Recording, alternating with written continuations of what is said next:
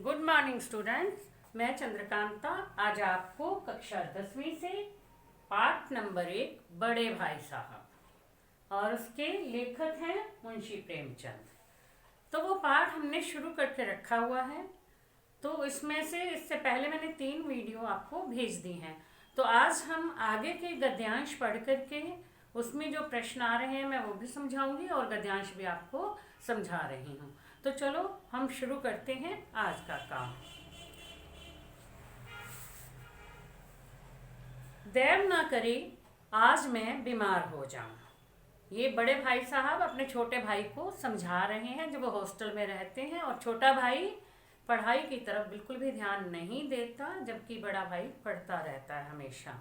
चाहे उसकी किस्मत अच्छी है कि छोटा भाई हमेशा जो है वो कक्षा में फर्स्ट आ जाता है, बड़ा भाई फेल हो जाता है, ये तो उसकी किस्मत की बात है, लेकिन वो पढ़ता हमेशा रहता है।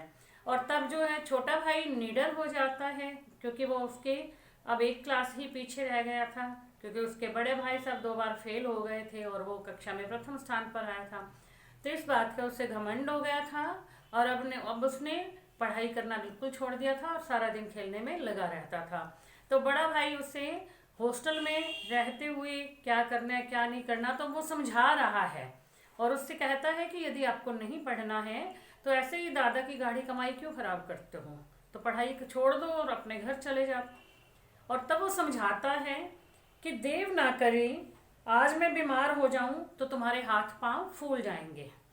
यानी हॉस्टल में दोनों भाई अकेले ही तो रहते हैं, उनके पास परिवार का कोई और सदस्य नहीं है, तो इसलिए कह रहे हैं कि यदि मैं आज बीमार हो जाता हूं तो तुम बहुत परेशान हो जाओगे। दादा को तार देने के सिवाय तुम्हें और कुछ न सूझेगा भी, तुम जो है फिर क्या करोगे, जल्दी से दादा के पास तार भेज दोगे। भाई बीमार हो गया है तो ये उन्हें बताओगे, वही आएंगे और जो कुछ करना है करेंगे। लेकिन यदि दादा के सामने ऐसी स्थिति उत्पन्न हो जाए तो वो क्या करेंगे, सबसे पहले तो घर पे ही खुद ही उस मर्ज को देखेंगे, फिर घरेलू इलाज करके उस बीमारी को ठीक करने का प्रयत्न करेंगे और यदि घर का इलाज करने से कुछ नहीं होगा तब वो डॉक्टर को बुलाएंगे। ये नहीं है कि सीधा ही जो है डॉक्टर को बुला के ले आएंगे और घर में दूसरे सदस्यों को इकट्ठा कर लेंगे, ऐसा नहीं होएगा। बीमारी तो खैर बड़ी चीज है, हम तो इतना भी नहीं जानते कि 1 महीने का खर्च हमें कैसे करना है। यानी चलो बीमारी तो कह रहे हैं कोई बात नहीं, लेकिन हमें जो 1 महीने में खर्च करने के लिए पैसा दिया जाता है हम तो उसे भी ढंग से नहीं कर पाते हैं और हमें ये भी पता नहीं चलता कि ये पैसा हम 1 महीना कैसे चलाएं। और हम उसको क्या करते हैं, कई बार तो 20-25 दिन के अंदर ही ख़त्म कर देते हैं और उसके बाद जो है फिर कंजूसी करने लगते हैं कि कपड़े प्रेस कैसे करवाएंगे, धुलवाएंगे कैसे, खाने में ये कम कर देंगे। तो ये सब क्या होता है, बजट को पहले से ध्यान में रखना पड़ता है, फिर जाके हम जो है ये सारा काम कर सकते हैं।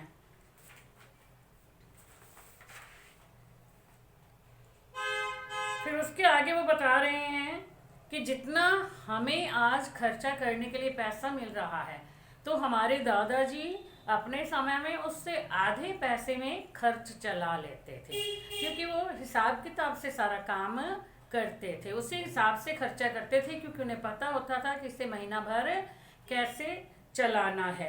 और वो भी घर में कितने सदस्य होते थे, फिर भी हम तो 2 लोग हैं, हम 1 महीने में उतना पैसा जो है ढंग से नहीं खर्च पाते और पहले ही ख़त्म कर देते हैं। क्योंकि आजकल क्या है कि पहले ज़माने में जो बड़े बुजुर्ग होते थे वो हिसाब किताब से सारा काम करते थे, पूरा काम हिसाब से चलता था और एक ही व्यक्ति जो है पूरे घर का खर्चा उठाता था, चाहे कितने भी कमाने वाले हों, सब जो उन्हें पैसे दे देते थे जो घर के बड़े बुजुर्ग थे और वो अपने हिसाब से सारा काम कर लेते थे और पूरा घर जो है घर का गुजारा बड़ी अच्छी तरह से कर लेते थे।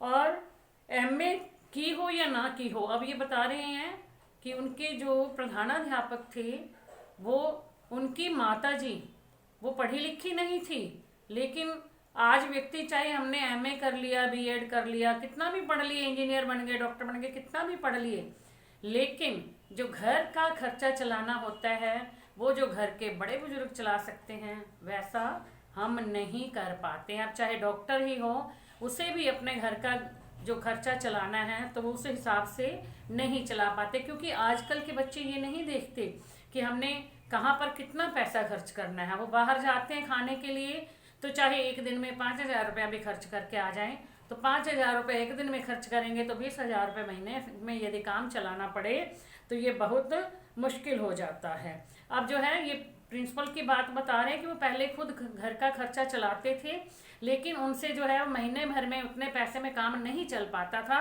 तब उन्होंने अपनी माता जी को उतने ही पैसे देने शुरू किए कि वो इससे घर का खर्चा चलाएंगी कैसे। और औरतें जो हैं आपको पता ही है कि कैसे घर में किसी चीज़ की कमी भी नहीं रहने देती हैं, खर्चा बहुत ढंग से चलाती हैं, पैसे उतने होते हैं उसी में से कुछ ना कुछ बचा भी लेती हैं।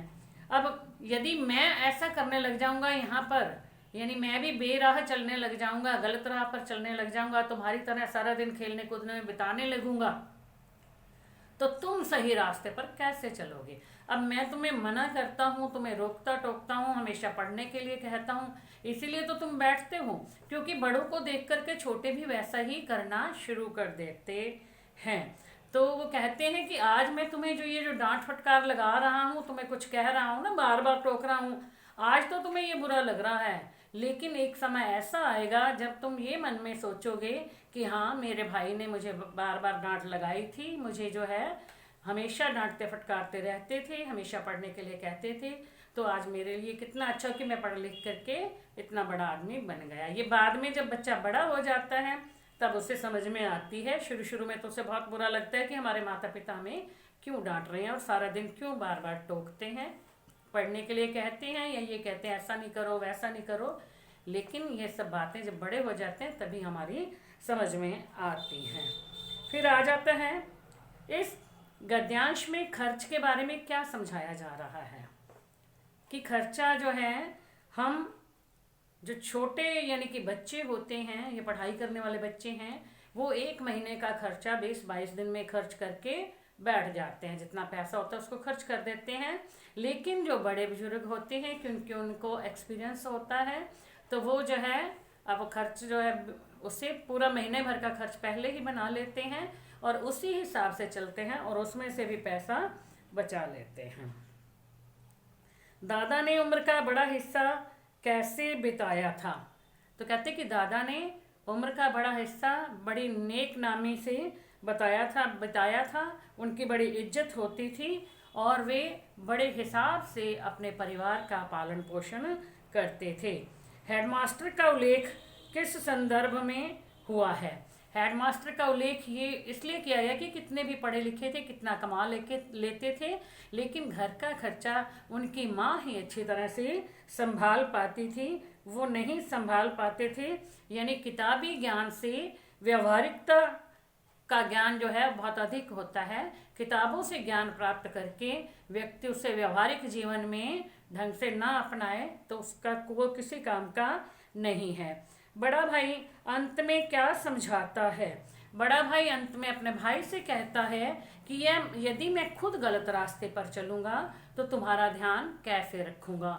इसीलिए मैं बार बार तुम्हें टोकता रहता हूँ, हर बात पे डांटता फटकारता रहता हूँ ताकि तुम कोई भी गलत काम ना करो। क्योंकि हम दोनों भाई हॉस्टल में पढ़ रहे हैं और हॉस्टल में पढ़ने के लिए आए हैं, तो जिस काम के लिए आए हैं उस काम को हम जो है अच्छी तरह से पूरा कर सकें। तो इसका अगला गद्यांश है, मैं तुमसे 5 साल बड़ा हूँ और हमेशा रहूँगा। अब जब वो डांटते हैं ना, क्योंकि वो 2 बार फेल हो गए तो अभी एक ही कक्षा का अंतर रह गया था बड़े और छोटे भाई दोनों में, तो छोटे भाई को थोड़ा सा डर कम हो गया था, वो निडर हो गया था कि अब ये मुझे क्या डांटेंगे, खुद तो फेल हो रहे हैं, मैं तो फर्स्ट आता हूँ क्लास में। इस बात का अहंकार मन में भर गया था। तो बड़े भाई ने उससे कहा था कि मैं तुमसे 5 साल बड़ा हूँ और 5 साल बड़ा हमेशा रहूँगा। क्योंकि उम्र में क्लास में यदि मैं तुमसे 1 क्लास पीछे रह गया, इसका मतलब ये नहीं कि मेरी उम्र भी जो है वो कम हो गई है, ऐसी बात नहीं है। मुझे दुनिया और ज़िंदगी का तजुर्बा है। जो उम्र में बड़ा होता है तो उसने दुनिया कुछ ज़्यादा ही देखी होती है, धीरे धीरे जो है उसे दुनिया का तजुर्बा हो जाता है। तुम उसकी बराबरी नहीं कर सकते, चाहे तुम MA और DPhil DLitt क्यों ना हो जाओ। समझ किताबें पढ़ने से नहीं आती, दुनिया देखने से आती है। हमारी अम्मा ने कोई भी दर्जा पास नहीं किया, यानी हमारी माँ जो है वह बिल्कुल पढ़ी लिखी नहीं है, और दादा भी शायद 5वीं 6ठी कक्षा तक ही पढ़े हैं। लेकिन हम दोनों चाहे सारी दुनिया की विद्या प्राप्त कर लें, लेकिन अपनी माता पिता का और अपने दादा दादी का जो है जैसे वो काम करते हैं, उनका तजुर्बा जब जितना है उससे हम कभी भी हासिल नहीं कर सकते। केवल इसलिए नहीं, अब वे हमारे जन्मदाता हैं और हमें उन्हें डांटने का अधिकार भी है। इसलिए भी उन्हें हमें डांटने का अधिकार है क्योंकि वो उम्र में हमसे बड़े, उन्हें तजुर्बा अधिक है। उसी तरह से मुझे भी तुम्हें उसी तरह से डांटने का अधिकार है जैसे माता पिता अपने बच्चों को संभालते हैं, डांटते फटकारते हैं।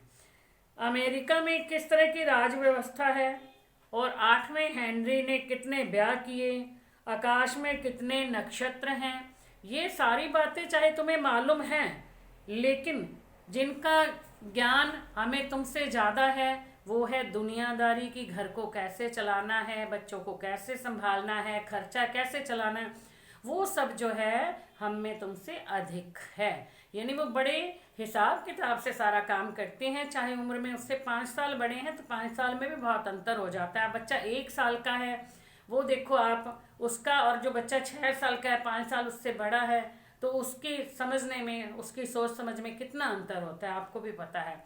तो उसी तरह से जो है समझ किताबी ज्ञान से नहीं आती, बल्कि दुनिया देखने से आती है, तजुर्बे से आती है। तो यही जो है मेन बात है, लेखक जो प्रेमचंद हैं ये हम सबको समझाना चाह रहे हैं। तो इसमें भी अब जो प्रश्न है, समझ किससे आती है? समझ दुनिया देखने से आती है, समझ तजुर्बे से आती है, ना कि किताबी ज्ञान से आती है। अम्मा दादा का उदाहरण क्या समझाता है? अम्मा दादा का उदाहरण ये समझाता है कि वो चाहे पढ़े लिखे अधिक नहीं हैं, लेकिन उन्हें दुनिया का ज्ञान बहुत अधिक है। तो खाली पढ़ाई करने से ही व्यक्ति जो है समझदार नहीं हो जाता। उनका महत्व किस लिए अधिक है, यानी अम्मा और दादा का महत्व किस लिए अधिक है? एक तो वो कह रहे हैं कि वो हमारे जन्मदाता हैं, तो जो जन्म दिया है जिन्होंने हमें, और फिर उन्हें दुनिया का तजुर्बा अधिक है, इसलिए उन्हें जो है हमसे अधिक उनका महत्व है।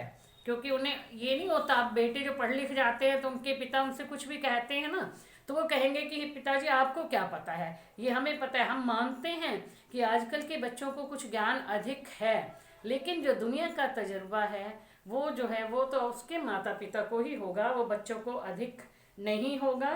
तो इसलिए बच्चों को ये भी नहीं समझना चाहिए कि आज हम ज़्यादा पढ़े लिखे हो गए हैं और हमारे माता पिता बिल्कुल ही जो है पढ़े लिखे नहीं हैं, उन्हें बिल्कुल ज्ञान नहीं है। ऐसी बात नहीं है, ज्ञान तो उन्हें हमसे अधिक ही होगा, चाहे हम कितना भी पढ़ लें, क्योंकि जीवन की समझ जो है वो दुनिया देखने से ही आती है, एक्सपीरियंस से आती है। तो बच्चों, आज आपको जो मैंने समझाया ये समझ में आ गया होगा। तो अगले अब इस पाठ के पीछे कुछ प्रश्न उत्तर दिए गए हैं, उन प्रश्नों के उत्तर मैं आपको नेक्स्ट वीडियो में समझाऊंगी। Thank you.